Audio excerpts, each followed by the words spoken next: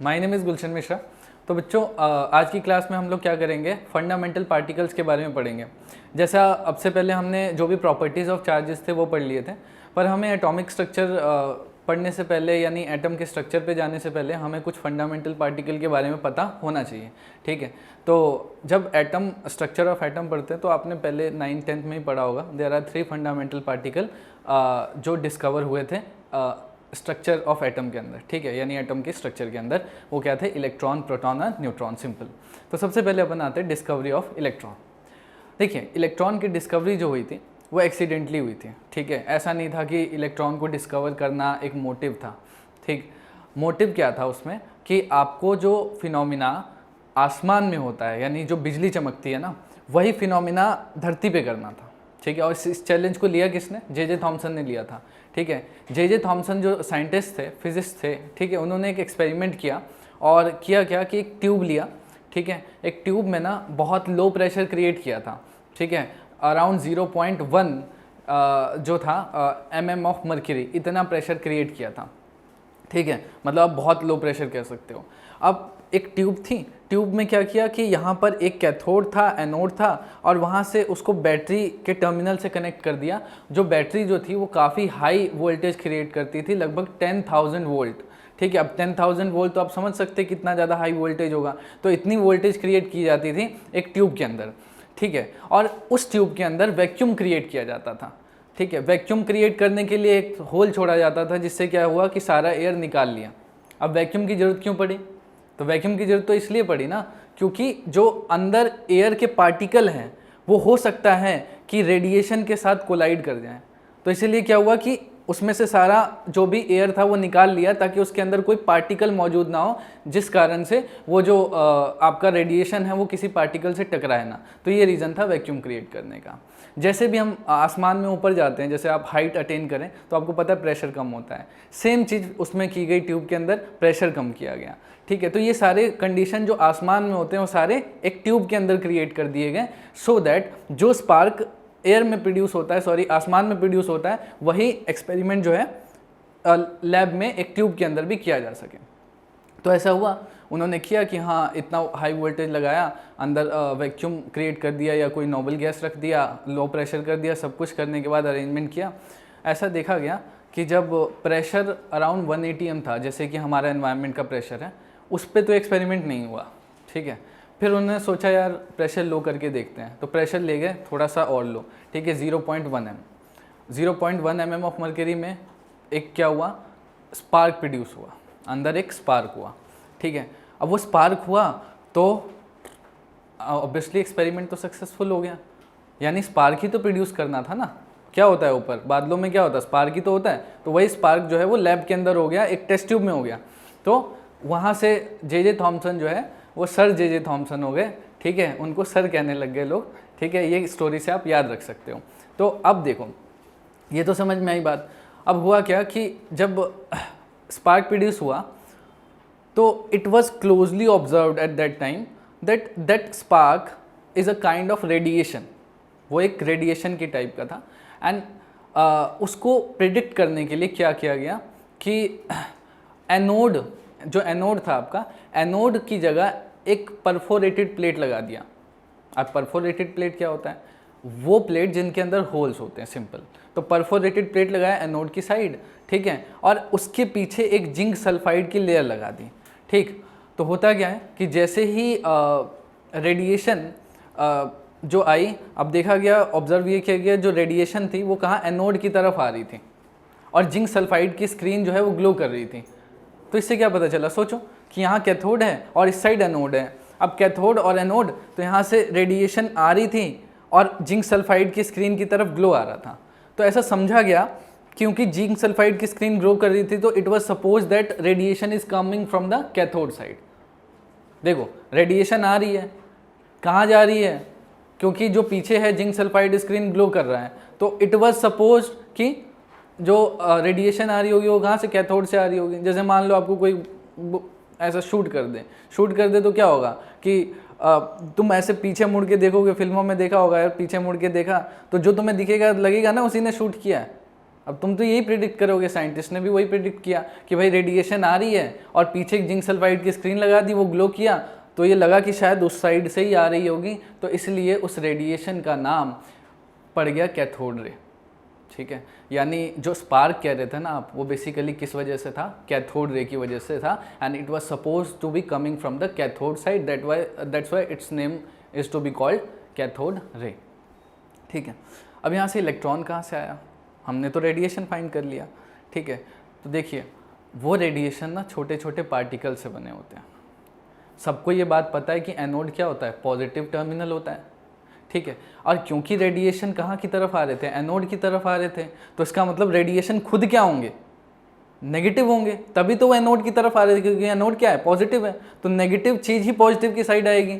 तो ऐसा सपोज किया गया जो कैथोड रे है वो ना छोटे छोटे पार्टिकल से बने हुए हैं, और वो पार्टिकल क्या है, नेगेटिवली चार्ज है, and that negatively charge particle is called electron. ठीक है, तो इलेक्ट्रॉन क्या बोला गया, electron is a very minute, is a microscopic particle of cathode ray. ठीक है बच्चों, तो ये थी डिस्कवरी ऑफ इलेक्ट्रॉन। और पर अब आगे देखें, दो चीज़ें बताई जे थॉमसन ने इसके बारे में। एक तो बताया स्पेसिफिक चार्ज। स्पेसिफिक चार्ज क्या होता है, Q/m। ठीक है, Q/m उन्होंने बताया कि जो स्पेसिफिक चार्ज है किसी भी रेडिएशन का, वो हमेशा कांस्टेंट रहता है, इररिस्पेक्टिव ऑफ कि आपने क्या गैस भरा है ट्यूब के अंदर, या आपने कैथोड और एनोड की जगह कौन सा इलेक्ट्रोड इस्तेमाल किया है या कौन सा प्लेट इस्तेमाल किया है, इस पर डिपेंड नहीं करता। स्पेसिफिक चार्ज हमेशा कांस्टेंट रहता है, Q/m हमेशा कांस्टेंट रहता है। ठीक है, तो एक तो ये बात समझ में आती है अपने को। ठीक है, और दूसरी बात हमें ये पता चल रही है कि क्योंकि रेडिएशन जो है वो आ रहा था किस साइड से, कैथोड साइड से, एंड कैथोड क्या है, नेगेटिवली चार्ज है, तो बेसिकली कैथोड रे भी क्या होगा, नेगेटिवली चार्ज रेडिएशन होगा। तो ये समझ में आ रहा है। तो Q/m जो है वो डिपेंड नहीं करता, ठीक है, प्लेट के मटेरियल पे और गैसेस पे। ठीक है, और कैथोड रे नेगेटिवली चार्ज होता है। तो ये कुछ इंपॉर्टेंट बातें थी। इसके अलावा अब देखिए, डिस्कवरी ऑफ इलेक्ट्रॉन तो आपने कर लिया, फाइंड कर लिया। ठीक है, पर चार्ज ऑन इलेक्ट्रॉन फाइंड नहीं कर पाए थे कौन, जे थॉमसन। ठीक है, इलेक्ट्रॉन की डिस्कवरी तो कर दी, लेकिन इलेक्ट्रॉन पे चार्ज कितना है वो नहीं बता पाए। स्पेसिफिक चार्ज बता दिया था उन्होंने, Q/m कितना होता है वो बता दिया था। ठीक है, पर जो आपका Q क्या है, यानी चार्ज कितना है इलेक्ट्रॉन पे, वो बता नहीं पाए थे। ठीक है, तो इसकी डिस्कवरी के लिए फर्दर एक एक्सपेरिमेंट आया, that is called Millikan's experiment. ठीक है, मिलिकन्स ऑयल ड्रॉप एक्सपेरिमेंट। अच्छा, मिलिकन्स ऑयल ड्रॉप एक्सपेरिमेंट क्या होता है, देखिए जैसे हमारे पास ना क्या होता है कि एक अरेंजमेंट है। अरेंजमेंट कैसा है कि मान लीजिए आपके पास एक बॉक्स है। ठीक, एक बॉक्स में आपका हमने क्या किया कि एक ऊपर से गैप छोड़ा हुआ है, और उसमें हमने दो प्लेट्स लगाई हैं, अंदर दो प्लेट्स लगाई हैं जिसको हमने पॉजिटिव और नेगेटिव टर्मिनल से जोड़ दिया हुआ है। ठीक है, अच्छा, वो बॉक्स में ना ऊपर से एक होल बनाया है, और साथ में एक साइड से, राइट साइड से मान लो एक हमने एक्सरे ट्यूब डाली हुई है। ठीक है, एक्सरे ट्यूब मतलब वो क्या करेगा, एक्सरे पास करेगा अंदर। तो उससे होगा क्या कि आपने जो ऊपर होल बनाया ना, उससे आप ऑयल ड्रॉप धीरे धीरे स्प्रिंकल करोगे, ऑयल ड्रॉप नीचे की तरफ आएंगे। ठीक है, due to effect of gravity. Gravity क्या करेगा, उस ऑयल ड्रॉप को नीचे की तरफ अट्रैक्ट करेगा। ठीक है, ऑब्वियसली ऐसा ही होना चाहिए, ग्रेविटी तो नीचे ही खींचती है। ग्रेविटी कैसे खींचती है, बाय द फोर्स mg। ठीक है, तो ग्रेविटी ने खींच लिया mg फोर्स से। उसके बाद क्या हुआ, उसके बाद ये हुआ कि अब देखो, जैसे ही ऐसा हुआ तो हमने क्या किया कि ना एक वो कर दिया, बैटरी ऑन कर दी। तो बैटरी ऑन करने से क्या होगा, जो ऊपर वाला टर्मिनल है वो आपका पॉजिटिव हो गया, नीचे वाला टर्मिनल आपका नेगेटिव हो गया, और जो ड्रॉप है वो क्या होगा, वो ड्रॉप अभी नीचे आ रहा है under the effect of gravity, right. अब जैसे क्या होगा कि एक्सरे पेनिट्रेट करवाओ, आप एक्सरे पास करो। ठीक है, एक्सरे पास करने से क्या होगा, जो भी अंदर ट्यूब के अंदर जो भी गैसेस मौजूद होंगी ना, वो गैसेस जो है वो आयनाइज हो जाएंगी। ठीक है, मैं क्या बोल रहा हूँ, वो जो ट्यूब जो आपने बॉक्स लिया है उसके अंदर क्या होगा, ग्लास बॉक्स है, उसके अंदर जो भी गैस मौजूद होगी वो आयनाइज हो जाएगी।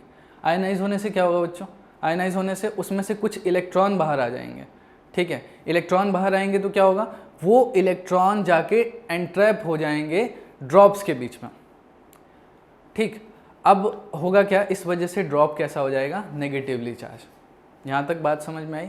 मैं क्या बोल रहा हूँ कि आपने क्या किया कि एक ड्रॉप ऊपर से स्प्रिंकल किया, उसके बाद वो drop under the effect of gravity नीचे आया, ठीक है। फिर आपने क्या किया कि एक्सरे ऑन किया, एक्सरे ऑन करने से क्या हुआ, जो एयर मॉलिक्यूल की उसकी आयनाइजेशन हुई, उस एयर मॉलिक्यूल ने अपने अंदर से इलेक्ट्रॉन इजेक्ट किए, वो इलेक्ट्रॉन जाके ट्रैप हो गए किसके अंदर, ड्रॉप के अंदर। तो इससे क्या हुआ, ड्रॉप नेगेटिवली चार्ज हो गया। अब ये ड्रॉप नेगेटिवली चार्ज हुआ और आपने बैटरी ऑन की, तो सोचो ग्रेविटी उसे नीचे खींच रही है, और जैसे ही बैटरी ऑन की तो ऊपर वाला टर्मिनल कैसा हो गया, पॉजिटिवली चार्ज, और नीचे वाला टर्मिनल क्या हो गया, नेगेटिवली चार्ज। वो जो ड्रॉप है ना वो कैसे जाएगा, ऊपर की तरफ उठेगा, यानी पॉजिटिव टर्मिनल की तरफ जाने की कोशिश करेगा। तो अब देखो इस समस्या में क्या हुआ, ग्रेविटी उसे नीचे खींच रही है, ठीक है, और ड्रॉप उसे जो इलेक्ट्रिक फील्ड है वो उसे ऊपर खींच रहा है, ठीक है। तो इस वजह से क्या होगा कि वो जो ड्रॉप है ना वो नीचे जा पाएगा ना वो ऊपर जा पाएगा, वो ड्रॉप बीच में जो है सस्पेंड हो जाएगा, ठीक है, और उस वजह से उसकी मेजरमेंट करनी आसान हो जाएगी। हाँ बच्चों, तो ऑयल ड्रॉप एक्सपेरिमेंट जो है उसके अंदर हम क्या कह रहे थे कि जो ड्रॉप है वो नीचे आएगा under the effect of gravity, ठीक है। साथ ही साथ होता क्या है कि जैसे ड्रॉप नीचे गिरना शुरू होता है तो वो एक्सेलरेट होता है, क्योंकि ग्रेविटी एक्सेलरेट करवाती है, ठीक। लेकिन धीरे धीरे क्या होता है, विस्कस ड्रैग लगता है, विस्कस ड्रैग ऊपर की तरफ लगता है और ग्रेविटी नीचे की तरफ होती है। तो होता क्या है कि धीरे धीरे वो एक वेलोसिटी एक्वायर करता है हवा के दबाव के कारण, और वो वेलोसिटी क्या होती है, टर्मिनल वेलोसिटी, जिसका एक्सप्रेशन जो होता है that is 6 pi mu R V1 होता है, जो कि अभी फिजिक्स में पढ़ोगे, मैं थोड़ा बहुत बताऊंगा बस आपको, ठीक है। तो अपन क्या कर रहे हैं कि ड्रॉप नीचे आएगा, ठीक, under the effect of gravity, उसके बाद धीरे धीरे एक्सेलरेट होना बंद हो जाएगा, टर्मिनल वेलोसिटी गेन करता है, ठीक। अब वेट भी नीचे एक्ट कर रहा है, टर्मिनल वेलोसिटी भी नीचे है, क्योंकि V1 जो होगा टर्मिनल वेलोसिटी होगी वो नीचे, अल्टीमेटली जो ड्रॉप होगा वो तो नीचे आएगा, ठीक। तो हम कह रहे हैं कि जो mg है that is equal to viscous drag, that is what 6 pi mu R V2, ठीक है, V1 ले लो, ठीक है, आप मान लीजिए कि टर्मिनल वेलोसिटी आपकी V1 हो गई, ठीक है। तो आपने वो कर लिया। उसके बाद क्या हुआ कि आपने एक इलेक्ट्रिक फील्ड अप्लाई की, क्योंकि बैटरी अप्लाई की है, तो बैटरी अप्लाई करने से क्या हुआ, मैंने बोला कि जो ड्रॉप है वो नेगेटिवली चार्ज हो गया, और नेगेटिवली चार्ज हो गया तो ऊपर की तरफ जाएगा, एनोड की तरफ। एनोड क्या है, खुद पॉजिटिव है, तो नेगेटिव कहाँ जाता है, पॉजिटिव की तरफ। तो अब ग्रेविटी उसे नीचे खींच रही है, drop due to electric field ऊपर जाने की कोशिश कर रहा है। इस कश्मोकश में क्या होगा, वो फंस जाएगा, वो जा ही नहीं पाएगा कहीं पे, वो सस्पेंड हो गया, ठीक है। अच्छा, तो होगा क्या कि हम कहते हैं जो हमारा विस्कस ड्रैग है वो भी गेम में आता है, ठीक है। विस्कस ड्रैग क्या होता है, always opposite to the motion of object, ठीक है। अगर कोई ड्रॉप नीचे आ रहा है तो विस्कस ड्रैग ऊपर को लगता है, जो कि एयर की वजह से लगता है या किसी भी फ्लूइड की वजह से लगता है, ठीक है। तो उसकी वैल्यू क्या होगी बताओ, उसकी वैल्यू हो जाएगी 6 पाई म्यू आर V1, ठीक है। ये वैल्यू जो है ये फिजिक्स की वैल्यू है, आप जब पढ़ेंगे आगे फिजिक्स उसके अंदर ये जो है एक्सप्रेशन आ जाएगा, ठीक। चलिए, तो अपन ने क्या बोला कि हमारा जो mg था वो 6 पाई म्यू आर V2 के बराबर था, और हम अब बोल रहे हैं कि जो हमारा विस्कस ड्रैग है, ठीक है, या हाँ विस्कस ड्रैग है, वो हम कितना ले रहे हैं, 6 पाई म्यू आर V2 ले रहे हैं। तो दोनों को आप क्या करें कि जब ड्रॉप अल्टीमेटली नीचे आ रहा है, आपने इलेक्ट्रिक फील्ड लगाया, इलेक्ट्रिक फील्ड क्या आता है, QE होता है, हमने लास्ट लेक्चर में पढ़ा है, इलेक्ट्रिक फील्ड क्या है, QE is equal to what, mg प्लस 6 पाई म्यू आर V1, ठीक है। और जो आपका mg है वो किसके इक्वल था, 6 पाई म्यू आर V2, ठीक है। तो यहाँ से क्या होगा कि mg is equal to 6 pi mu R, और कॉमन निकाल लीजिए तो आपका एक्सप्रेशन क्या आ जाएगा, mg is equal to 6 pi mu और r, और साथ में ब्रैकेट में V1 प्लस V2, तो ऐसा एक्सप्रेशन बनेगा।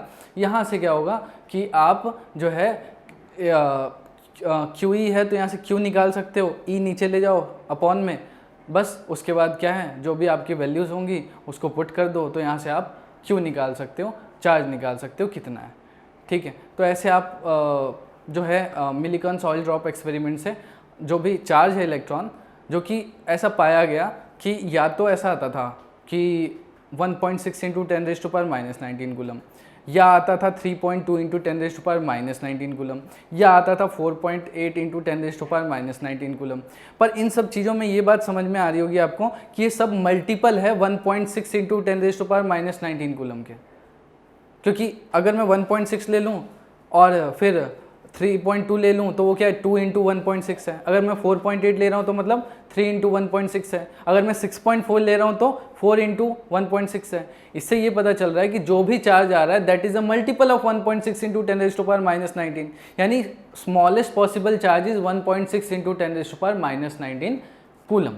ये स्मॉलेस्ट पॉसिबल चार्ज है, ठीक है। तो इतना चार्ज जो है किसी इलेक्ट्रॉन के ऊपर होता होगा ऐसा मान लिया गया, क्योंकि ऑयल ड्रॉप एक्सपेरिमेंट में जो सबसे मिनिमम चार्ज आ रहा था that is what, that is only 1.6 into 10⁻⁻19 coulomb, and every charge is the multiple of this charge. And अगर आप कहें कैथोड रे, तो कैथोड रे ऐसे ही बहुत सारे चार्जेस से मिलके बना होता है, ठीक है।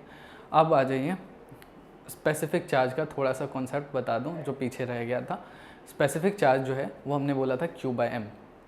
आप इसको डिटरमाइन कैसे कर सकते हैं, ठीक।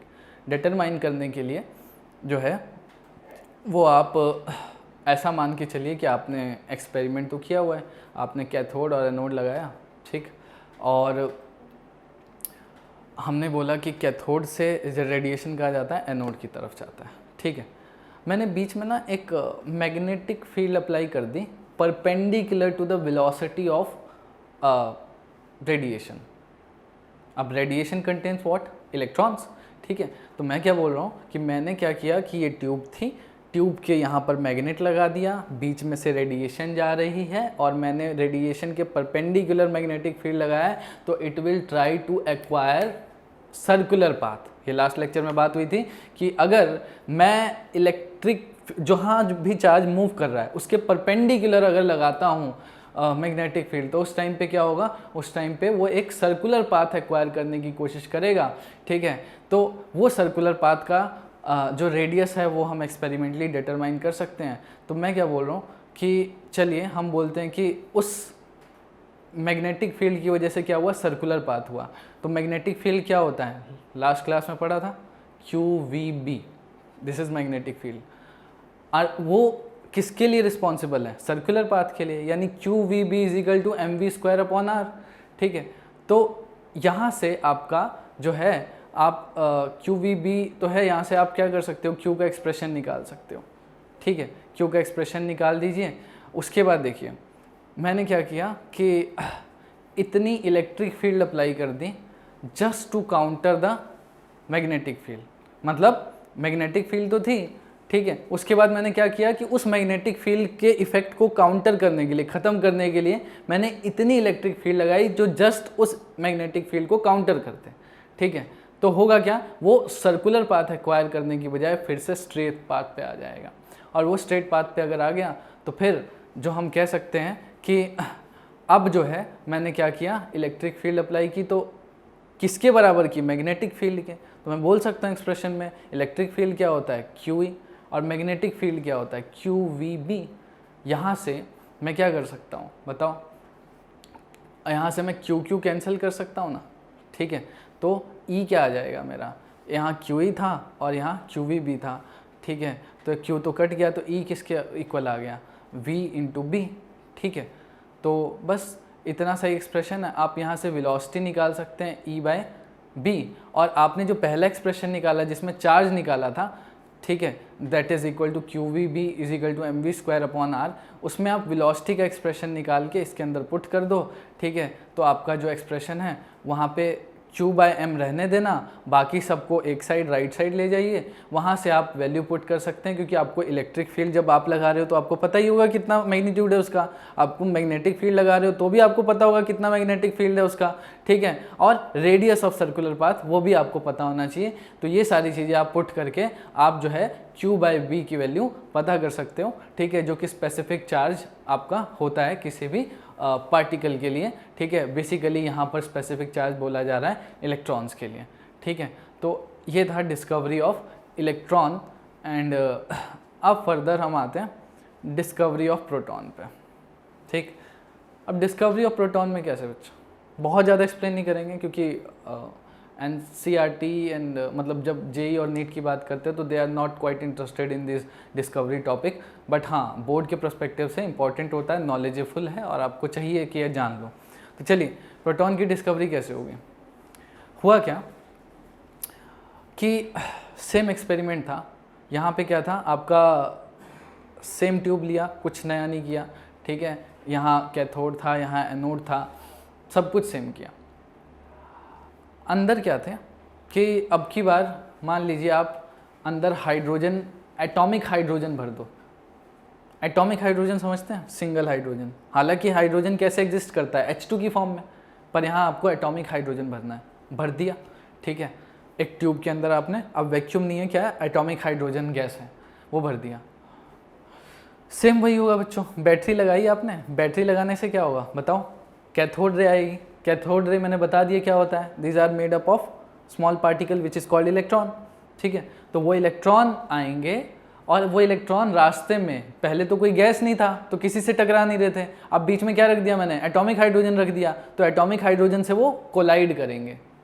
अब मेरी बात समझना, ये रहा हाइड्रोजन, ये आ रहा इलेक्ट्रॉन, ठीक है। हाइड्रोजन से इलेक्ट्रॉन कोलाइड करेगा तो होगा क्या बताओ, आयनाइजेशन होगी। हाइड्रोजन एक इलेक्ट्रॉन लूज कर देगा, जर्क के कारण एक इलेक्ट्रॉन आया, हाइड्रोजन के एटम से टकराया, वो इलेक्ट्रॉन लूज कर देगा।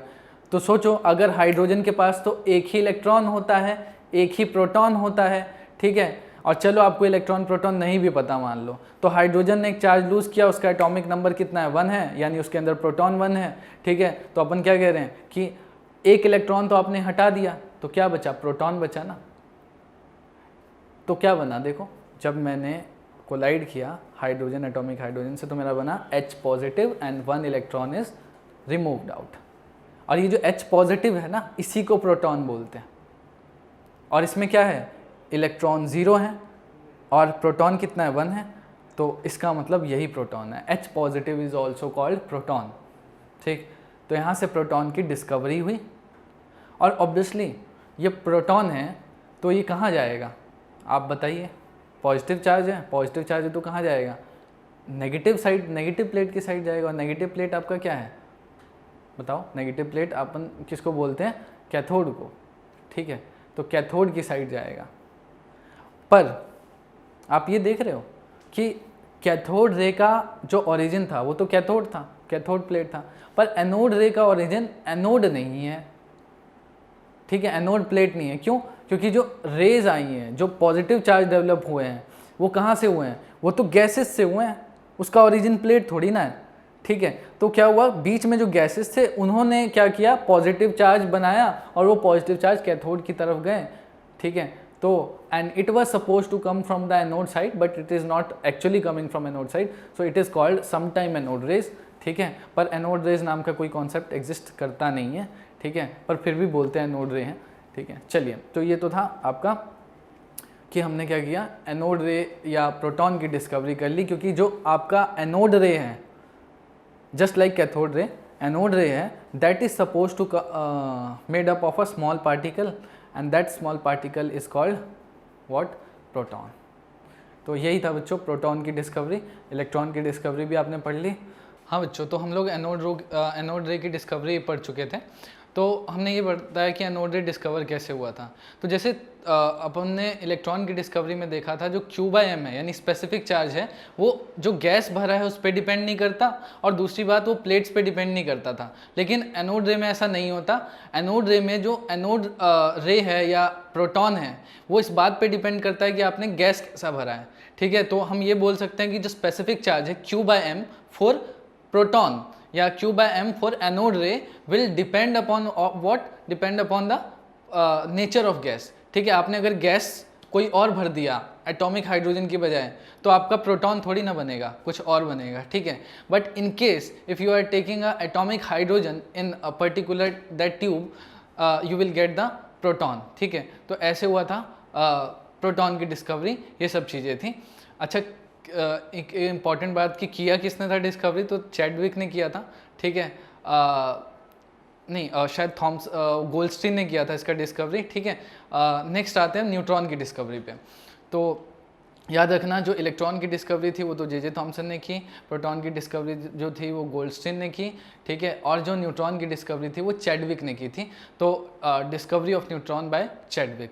तो चैडविक ने जो इलेक्ट्रॉन की न्यूट्रॉन की डिस्कवरी की थी वो कैसे की थी, उन्होंने क्या किया, बड़ा एक सिंपल सा एक्सपेरिमेंट था। बोलने को सिंपल होता है पर एक्चुअली लैब में करने में बहुत एफर्ट लगता है। कि हम क्या करते थे कि उन्होंने एक बेरिलियम लिया, ठीक है, बेरिलियम का एटम लिया। बेसिकली बेरिलियम कितना होता है, बेरिलियम का एटॉमिक नंबर होता है 4 और मास नंबर होता है 9। उस पर उन्होंने एक highly penetrating alpha particle bombard करवाया, ठीक है। अल्फा पार्टिकल क्या होता है बच्चों, अल्फा पार्टिकल होता है हीलियम मॉलिक्यूल। हीलियम में से अगर आप 2 इलेक्ट्रॉन निकाल दें तो उसी को अल्फा पार्टिकल बोलते हैं, ठीक है। तो हीलियम का मास होता है 4, एटॉमिक नंबर होता है 2, यानी प्रोटॉन 2 है, मास नंबर 4 हुआ, ठीक। लेकिन अगर आपने इलेक्ट्रॉन निकाल दिए तो उसके अंदर इलेक्ट्रॉन नहीं है, ठीक है, इसीलिए अल्फा पार्टिकल जो होते हैं वो पॉजिटिवली चार्ज होते हैं। तो मैंने क्या किया, अल्फा पार्टिकल को कोलाइड कराया बेरिलियम के साथ, बेरिलियम एटम के साथ, ठीक है। तो होगा क्या, इस दौरान देखा गया कि एक पार्टिकल रिलीज हुआ, ठीक है, जिसका कुछ एक सर्टेन मास था, और इसको ऑब्जर्व किया गया। तो it was observe that particle will not be going to be deflect in either electric field और मैग्नेटिक फील्ड। वो पार्टिकल न इलेक्ट्रिक फील्ड में डिफ्लेक्ट हुआ न मैग्नेटिक फील्ड में।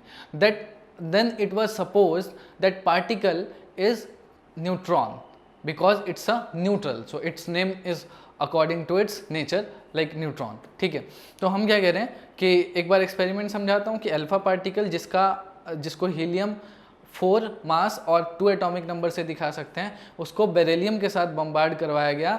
तो एक पार्टिकल रिलीज हुआ कार्बन, ठीक है। वो कार्बन जो है that is what, that has the mass 12 and atomic number 6, और साथ में एक अल्फा पार्टिकल साथ में क्या हुआ कि न्यूट्रॉन डिस्कवर हुआ। न्यूट्रॉन का जो आप सम करके देखें, क्योंकि कंजर्वेशन फॉलो करना चाहिए, तो न्यूट्रॉन का जो मास होगा 1 होगा और एटॉमिक नंबर 0, यानी उसके अंदर प्रोटॉन 0 होता है, कोई प्रोटॉन नहीं होता, पर उसका मास जो होता है वो 1 होता है, ठीक है। तो यहाँ से न्यूट्रॉन की डिस्कवरी हुई थी इस एक्सपेरिमेंट से, और क्योंकि इसका मास जो है वो 1 होता है, 1 AMU होता है, तो which is almost equal to the mass of proton. तो इसका मास तो है पर इसके ऊपर चार्ज नहीं है, because it will not going to be deflect in either electric field और मैग्नेटिक फील्ड।